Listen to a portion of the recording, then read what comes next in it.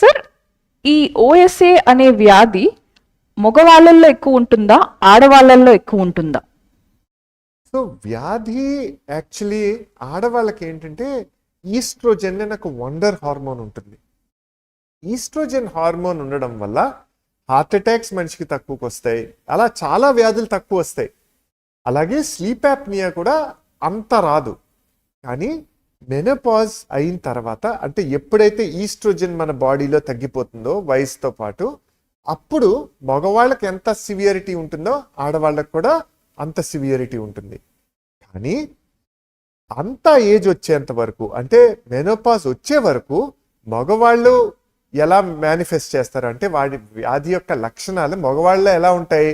గురక ఎక్కువ పెట్టడము, పొద్దున్న ఎక్కువ నిద్రపోవడము, లేకపోతే చికాకు పడ్డము, ఇవి కనుక మెయిన్ లక్షణాలు అయితే, ఆడవాళ్ళలో లక్షణాలు ఎక్కువ ఉంటుంది. ఎలాంటి లక్షణాలు ఉంటాయంటే తలనొప్పి రావడము, ఫేస్ మీద పెయిన్ రావడము, లేకపోతే బీపీ ఎక్కువ ఫ్లక్చువేట్ అవ్వడము, లేకపోతే కూర్చుని లేంచుంటే కళ్ళు తిరిగినట్టు అనిపించడము, లేకపోతే ఏంటో పిచ్చి పిచ్చి ఐడియాస్ థాట్స్ రావడము, టెన్షన్ పెరిగిపోవడం అంటే యాంగ్జైటీ పెరగడము, లేకపోతే తలనొప్పి రావడం, పళ్ళు ఈ దవళ్ళ దగ్గర నొప్పిలు రావడము, ఇలాంటివన్నీ ఆడవాళ్ళలో చూసే లక్షణాలు అనమాట. సో మగవాళ్ళల్లో ఈ వ్యాధి ఒకలా మేనిఫెస్ట్ అయితే ఆడవాళ్ళల్లో ఇంకోలా మేనిఫెస్ట్ అవుతుంది.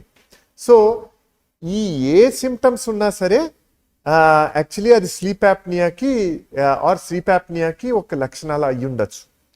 ఏంటవి? అన్కంట్రోల్డ్ తలనొప్పులు, తల తిరిగినట్టు అనిపించడము, నిద్రలో రెస్ట్లెస్గా అంటే పడుకోలేకపోవడం. అంటే చాలా మందికి మగవాళ్ళల్లో ఏంటంటే బెడ్ మీద పడుకోగానే నిద్ర వచ్చేసి గురకొచ్చేస్తుంది. కానీ బ్రీదింగ్ డిజార్డర్ ఉన్న ఆడవాళ్ళకి ఓ పట్టాన నిద్ర రాదు. ఎందుకంటే బ్రెయిన్ చెప్తూ ఉంటుంది, నువ్వు పడుకుంటే నీకు బ్రీతింగ్ రాదు, నీకు కంఫర్టబుల్ పొజిషన్ అది కాదు, నీకు ఈ సిచ్యువేషన్ కంఫర్టబుల్గా లేదు అని. సో ఇవి బేసిక్ డిఫరెన్సెస్ అనమాట ఆడవాళ్ళల్లో. Thank you sir.